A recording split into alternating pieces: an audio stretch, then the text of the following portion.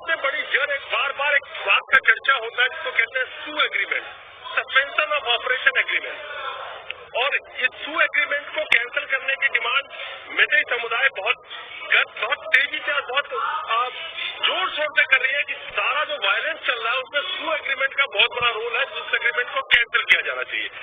हमारे साथ जो सर्च करे हैं ये रिटायर्ड ग्रुप कैप्टन है BL शर्मा जी हैं, मेते कम्युनिटी से आते हैं और एक आर्मी के बैकग्राउंड के जो बंदे हैं उससे बढ़िया इस सू एग्रीमेंट को कौन समझा सकता है कि आखिर सू एग्रीमेंट किस तरह से पूरे मणिपुर को प्रभावित कर रहा है। मैं सिर्फ मेते समुदाय को नहीं कहूंगा लेकिन पूरे मणिपुर को जो बर्बादी की तरफ ले जा रहा है उसमें एक पॉइंट जो बहुत सामने आ रहा है वो है सू एग्रीमेंट का। शर्मा जी बहुत बहुत स्वागत है आपका। नमस्कार आपके दर्शकों को। मैं जानना चाहता हूँ, अब आप आर्मी बैकग्राउंड से बिलोंग करते हैं और आपसे बढ़िया कौन बता सकता है ये सू एग्रीमेंट आज के वक्त में किस तरह से एक मेजर रोल प्ले कर रहा है पूरे मणिपुर को अशांत करने में। चलिए बहुत बहुत अच्छा क्वेश्चन है। मैं इसका बैकग्राउंड थोड़ा बताना चाहता हूँ। सू एग्रीमेंट जो है ये 2005 में आर्मी ने इनिशिएट किया था। कुकी का 25 इनका आतंकवादी संगठन है, 25 आतंकवादी संगठन जो UPF और KNO के अंदर आता है। इनके साथ ऐसा एक अरेंजमेंट है कि आपस में फायर न करें, not to shoot at each other. और भी कंडीशन से ग्राउंड रूल ले किया गया है। तो इसका मुख्य मुद्दा है आर्मी और कुकी समुदाय आपस में मारपीट न करें। और अंदर का ऐसा लगता है हिडन एजेंडा कि उस समय मैतेई समुदाय का काफी इंसर्जेंसी भी काफी एक्टिव थे जो 2005 के आगे पहले।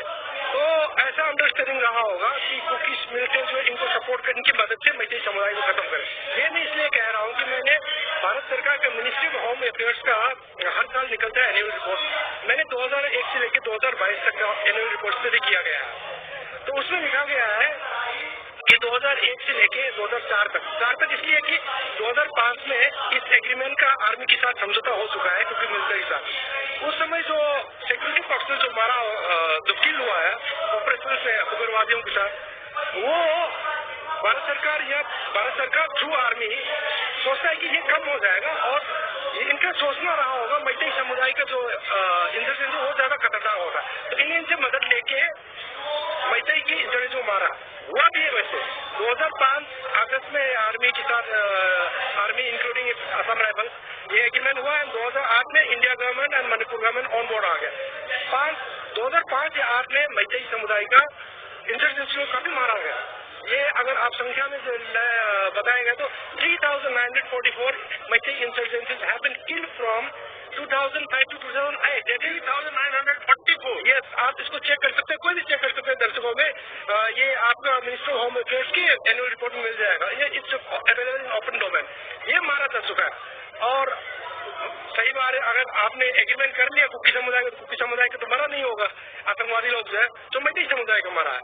और उसके बाद 2008 से लेकर 2021 तक उसमें 700 करीब मरा है मैतेई समुदाय का।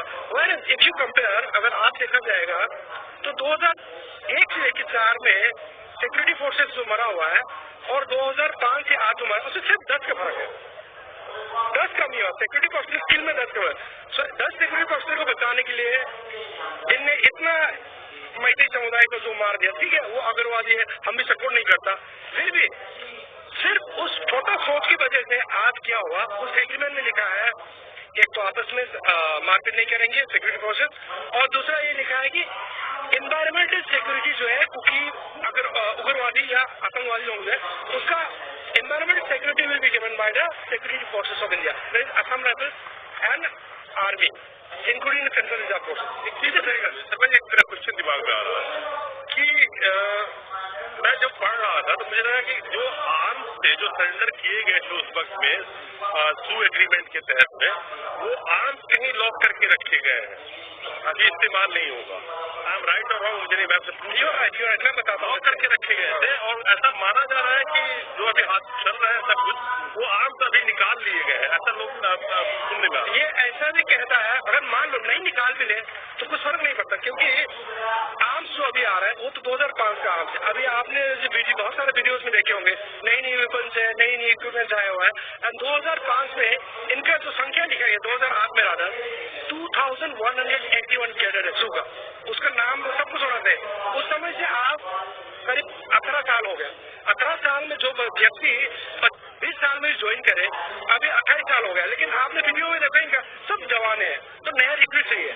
इनको रिक्रूट भी नया नहीं होना चाहिए, इनको आर्म्स नहीं पकड़ना चाहिए, जबकि हम सारे वीडियोज में देख रहे हैं।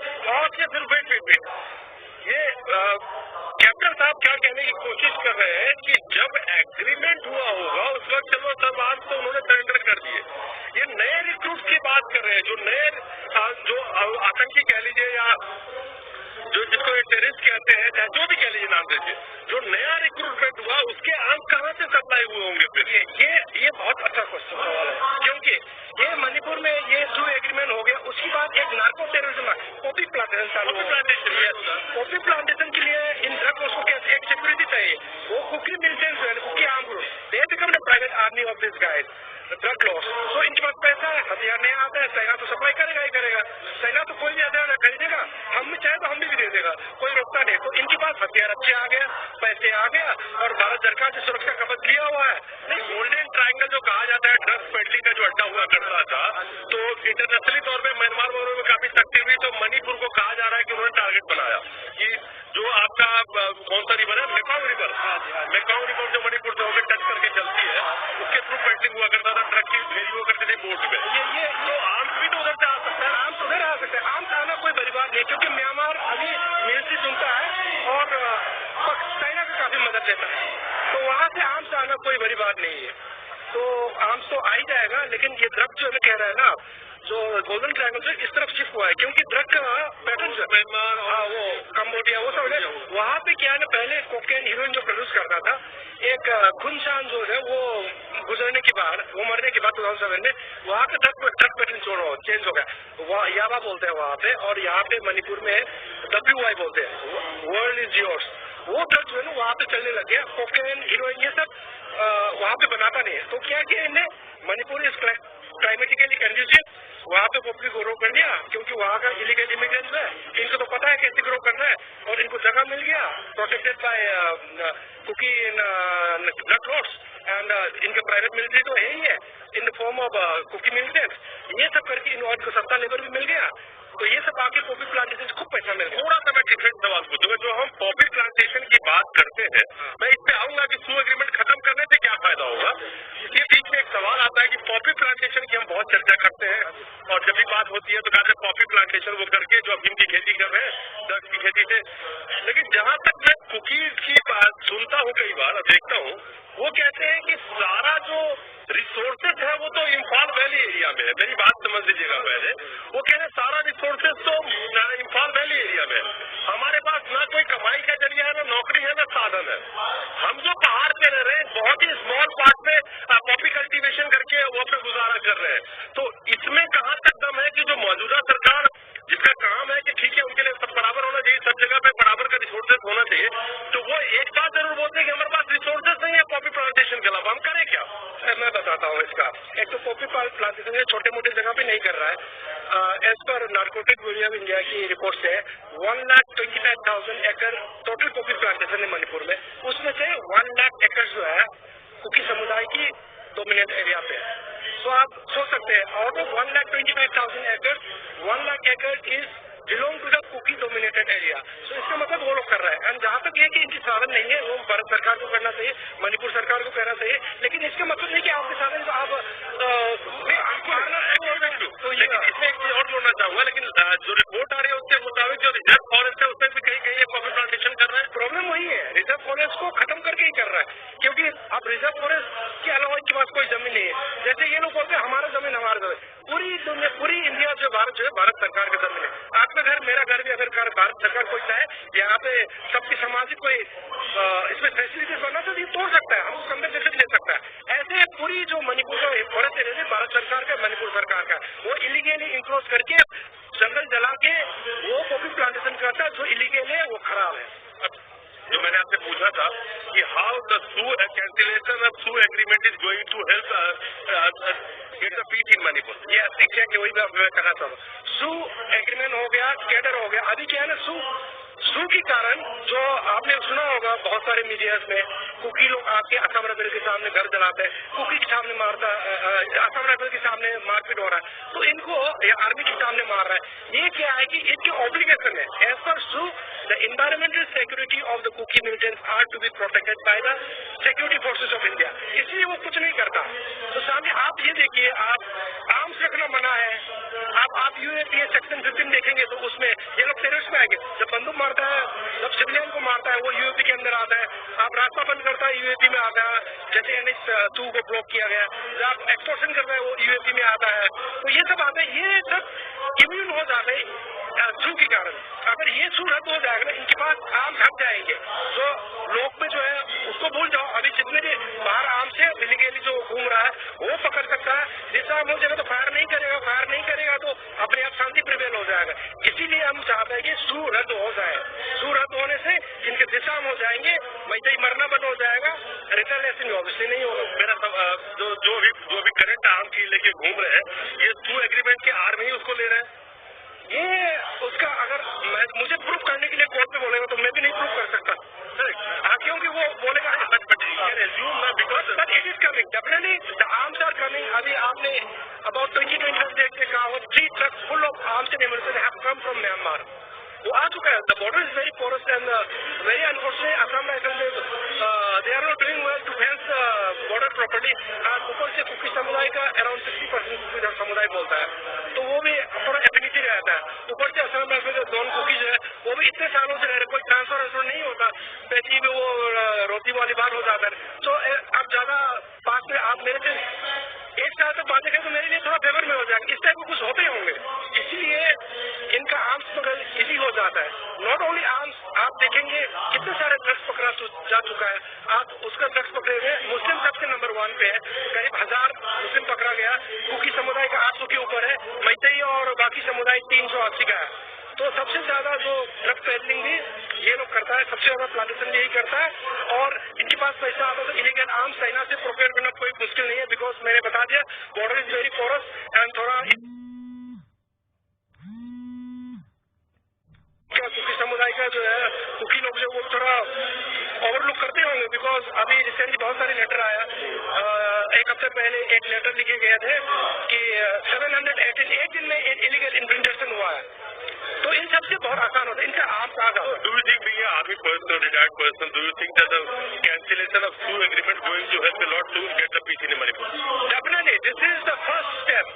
अगर हथियार नहीं रहेगा तो मारेंगे नहीं तो शांति अपने आप शुरू हो जाए। क्योंकि बहुत सारे कुकी कमन लोग जो है ना, साधारण कुकी लोग, वो भी नहीं चाहते हिंसा हो जाए।